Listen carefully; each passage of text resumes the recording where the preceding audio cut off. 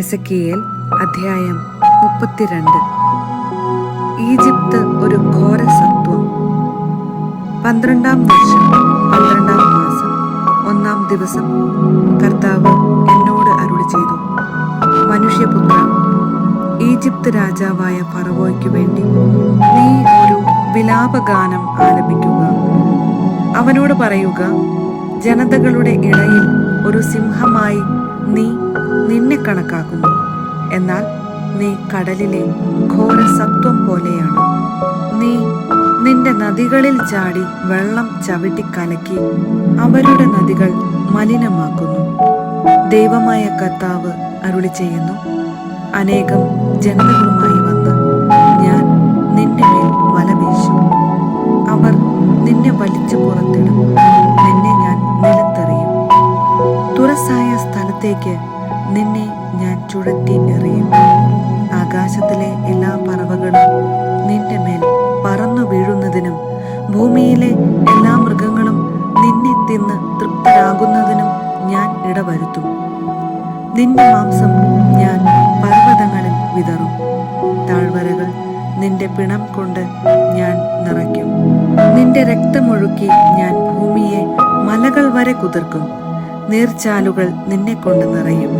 നിന്നെ നിർമാർജനം ചെയ്തു കഴിയുമ്പോൾ ഞാൻ ആകാശത്തെ മൂടിക്കളയും. നക്ഷത്രങ്ങളെ അന്ധകാരമയമാക്കും. സൂര്യനെ മേഘം കൊണ്ട് മറയ്ക്കും. ചന്ദ്രൻ പ്രകാശം തരുകയില്ല. ആകാശത്തിലെ എല്ലാ പ്രകാശഗോളങ്ങളെയും നിന്റെ മേൽ ഞാൻ തമോമയമാക്കും. നിന്റെ ദേശം അന്ധകാരത്തിലാഴ്ത്തും.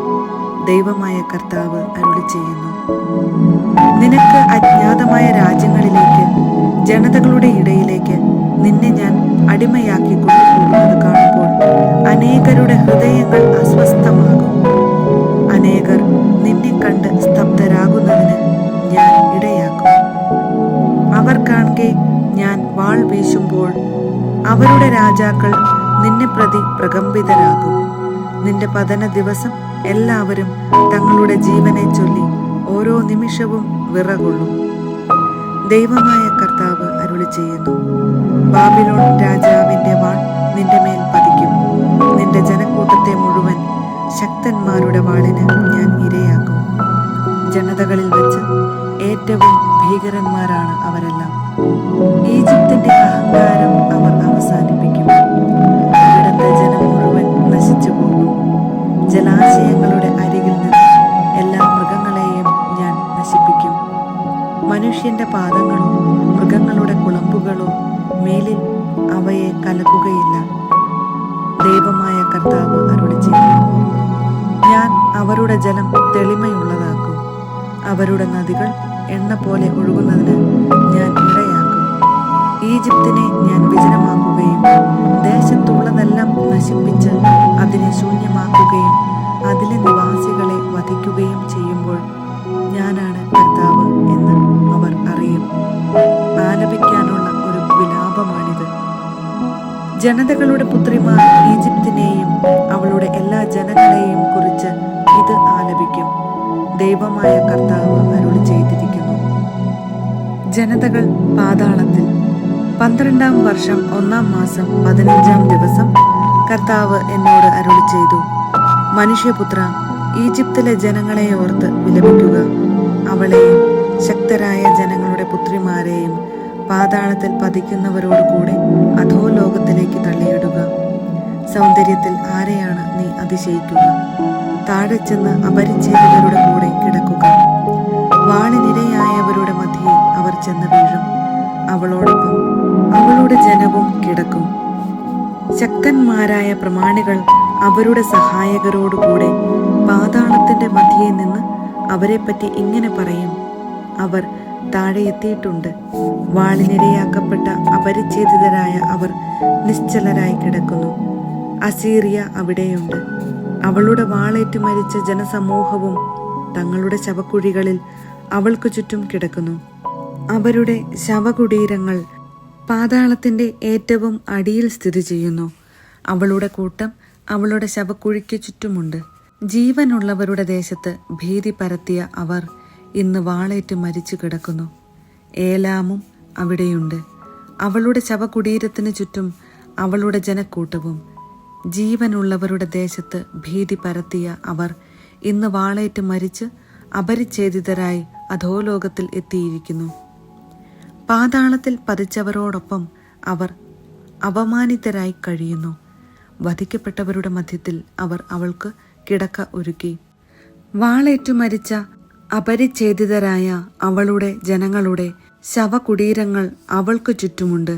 എന്തെന്നാൽ ജീവനുള്ളവരുടെ ദേശത്ത് ഭീതി പരത്തിയ അവർ പാതാളത്തിൽ പതിക്കുന്നവരുടെ കൂടെ ഇന്ന് ലജ്ജിതരായി കഴിയുന്നു. വധിക്കപ്പെട്ടവരുടെ കൂടെയാണ് അവർക്ക് ഇടം ലഭിച്ചത്. മേഷക്കും തൂബാലും അവിടെയുണ്ട്. അവരുടെ ജനസമൂഹത്തിന്റെ ശവകുടീരങ്ങളും അവർക്ക് ചുറ്റുമുണ്ട്. അവരെല്ലാം അപരിച്ഛേദിതരും വാളിനിരയായവരുമാണ്. ജീവനുള്ളവരുടെ ദേശത്ത് ഭീതി പരത്തിയവരാണ് അവർ. വാളുകൾ തലയ്ക്കു കീഴെയും പരിചകൾ അസ്ഥികളുടെ മുകളിലും വച്ച് പടക്കോപ്പുകളോടെ പാതാളത്തിലേക്ക് പോയ വധിക്കപ്പെട്ട അപരിച്ഛേദിതരായ വീരന്മാരുടെ കൂട്ടത്തിൽ അവർ കിടക്കുകയില്ല. കാരണം ജീവനുള്ളവരുടെ ദേശത്ത് ശക്തന്മാരായ അവർ ഭീഷണിയായിരുന്നു. അപരിച്ഛേദിതരുടെ ഇടയിൽ വാളിനിരയാക്കപ്പെട്ടവരോടുകൂടെ നിങ്ങൾ തകർന്നു കിടക്കും. ഏദോമും അവളുടെ രാജാക്കന്മാരും എല്ലാ പ്രഭുക്കന്മാരും അവിടെയുണ്ട്. എല്ലാ ശക്തിയും ഉണ്ടായിരുന്നിട്ടും അവർ വാളിനിരയായ അപരിച്ഛേദിതരുടെയും പാതാളത്തിൽ പതിച്ചവരുടെയും കൂടെ കിടക്കുന്നു. വടക്കു നിന്നുള്ള പ്രഭുക്കന്മാരും സീദോന്യരും അവിടെയുണ്ട്.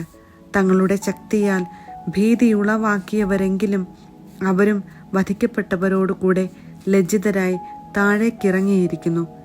അവർ വാളിനിരയാക്കപ്പെട്ടവരോടുകൂടെ പാതാളത്തിൽ പതിക്കുന്നവരുടെ അപമാനം സഹിച്ച് അപരിച്ഛേദിതരായി കഴിയുന്നു.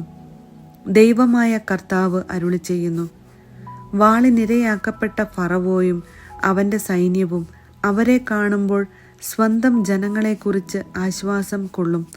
ജീവിക്കുന്നവരുടെ ദേശത്ത് അവൻ ഭീതി പരത്തി. എന്നാൽ ഫറവോയും അവൻ്റെ ജനവും അപരിച്ഛേദിതരുടെ ഇടയിൽ വാളിനിരയാക്കപ്പെട്ടവരോടുകൂടെ കിടക്കും. ദൈവമായ കർത്താവ് അരുളി ചെയ്യുന്നു.